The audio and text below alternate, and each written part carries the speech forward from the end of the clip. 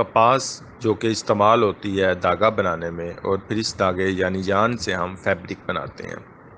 रोज़मर्रा इस्तेमाल का कपड़ा। कपास यानी कॉटन का ये सफ़र फील्ड से बेल तक का होता है। टेक्सटाइल नॉलेज में हम जानेंगे इसी स्टोरी ऑफ कॉटन को। कॉटन को बीज से पौधा बनने में तकरीबन 5 माह का अरसा दरकार होता है। 5 माह के अरसे के बाद कॉटन का पौधा अपनी फाइनल स्टेज पे पहुंच जाता है। अब चिनवाई का अमल अगला स्टेप होता है। मैनुअल तरीके से पहले हम चिनवाई का ये अमल करते थे, मगर अब हार्वेस्टिंग मशीन जिनको कॉटन पिकर कहा जाता है वो पौधे से फ्लफी सीड कॉटन को चुन लेती हैं। इस कॉटन को मशीन के ज़रिए से रेक्टेंगुलर ब्लॉक्स जिन्हें मॉड्यूल कहते हैं की शक्ल दे दी जाती है। रेक्टेंगुलर ब्लॉक्स की शक्ल में कॉटन को रख दिया जाता है और इन्हें हम मॉड्यूल्स का नाम देते हैं। फिर ट्रक्स के ज़रिए से इन मॉड्यूल्स को लोड किया जाता है ट्रक्स में और प्रोसेसिंग प्लांट्स तक लाया जाता है। इस प्रोसेसिंग प्लांट को कॉटन जिन कहते हैं। अगर हम असल माखज़ पर जाते हैं तो लफ्ज़ कॉटन जिन बुनियादी तौर पर कॉटन इंजन से निकला है। कॉटन इंजन से लफ्ज़ बन गया कॉटन जिन, तो हम कॉटन इंजन को एक मशीन ही बोलेंगे। Cotton engine is a machine that quickly and easily separates cotton fibers from their seeds। Cotton engine एक मशीन है जो कॉटन फाइबर्स को उसके सीड से अलहदा कर रही है। कॉटन जिन या कॉटन इंजन।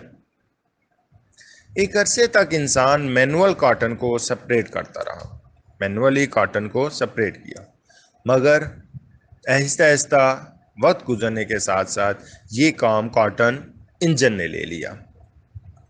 यहाँ ये बात बताते चलें कि कॉटन से निकले इन सीड्स को या तो हम मज़ीद कॉटन उगाने में इस्तेमाल कर लेते हैं और या फिर इनको हम कॉटन सीड ऑयल बनाने में इस्तेमाल करते हैं। साफ़ हुई इस कॉटन को हम लिंट कहते हैं। लिंट क्या है?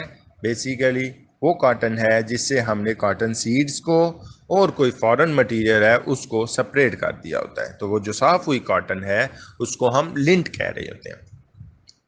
अगर हम कॉटन इंजन के इर्तकाई अमल को देखें तो सबसे पहले मैनुअल जिन का अमल आता है। मैनुअली हाथ के ज़रिए से कॉटन को साफ़ करना, मैनुअल जिन। फिर 500 एडी में हैंड हेल्ड रोलर जिन ने इसकी जगह ले ली। रोलर उस पे स्पाइक्स होते हैं, उसको हाथ के ज़रिए से घुमाया जाता है, हैंड हेल्ड रोलर जिन। तकरीबन 16th सेंचुरी में वर्म गेयर रोलर जिन इन्वेंट हुई। वेटनेस जिन जो कि एक मॉडर्न मैकेनिकल कॉटन जिन है, इसकी इजाद एक अमरीकी एली वेटनी नामी शख्स ने 1793 में की और ये वेटनी जिन इंडस्ट्रियल रेवोल्यूशन के दौर में कॉटन से मुतल्लिक एक इनकलाबी इजाद थी। उस दौर में साउथ अमेरिका का बहुत बड़ा माशी हिस्सा कॉटन से वाबस्ता था और इसकी इजाद ने एक इनकलाब बर्पा कर दिया। It revolutionized the cotton industry in United state.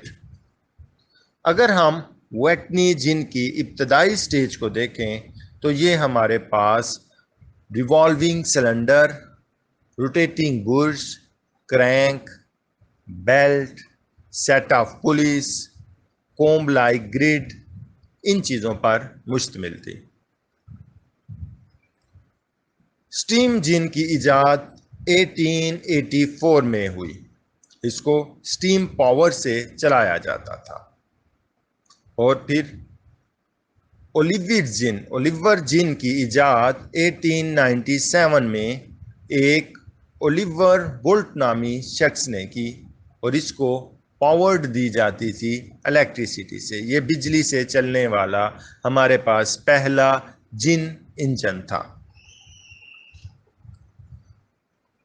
Modern दौर में कॉटन जिन अब ऑटोमेटिक जिन में तब्दील हो गई है। Modern automatic cotton gin use multiple power cleaning cylinders and saws and offer for higher productivity.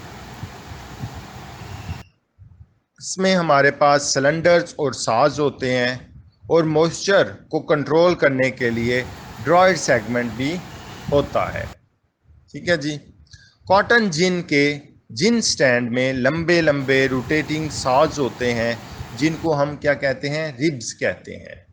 हमारे पास सबसे पहले जो सेगमेंट आता है मॉडर्न जिन में, वो हमारे पास जिन स्टैंड्स होते हैं जो कि जिसमें लंबे साज लगे होते हैं, पंजे लगे होते हैं, जिन्हें हम जिनिंग रिब्स कहते हैं, और ये सीड से फाइबर्स को अलहदा करते हैं। साफ हुए सीड्स को नीचे एक कन्वेयर सिस्टम होता है, उसके ज़रिए से हम क्या कर देते हैं, अलग कर देते हैं, और फिर ये हमारे पास साफ़ हुई जो कॉटन से अलग हुए बीज हैं कन्वेयर के ज़रिए से नीचे हमारे पास एक अलग जगह पर स्टोर होते जाते हैं।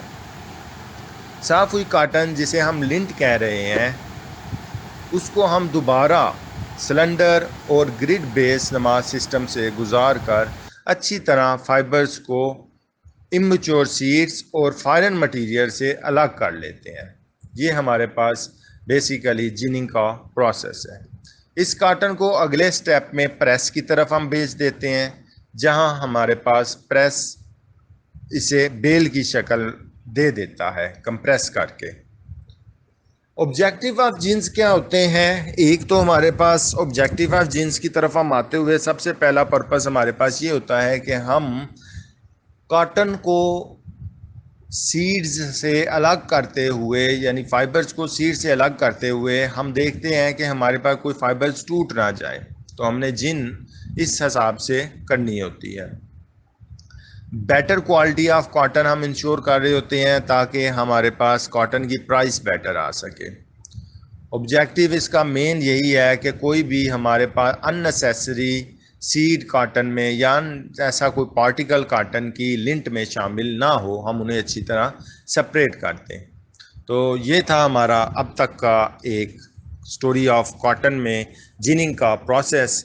नेक्स्ट हम इसको देखेंगे कि जिनिंग की मशीन का सेटअप क्या होता है और जिनिंग की टाइप्स क्या होती हैं, और आगे इसका स्टोरी ऑफ कॉटन में फ़ाइबर्स को हम मज़ीद किस मराहिल से गुजार कर यार्न बनने तक लेके जाते हैं। थैंक यू वेरी मच, हमारे साथ रहिएगा, बहुत शुक्रिया।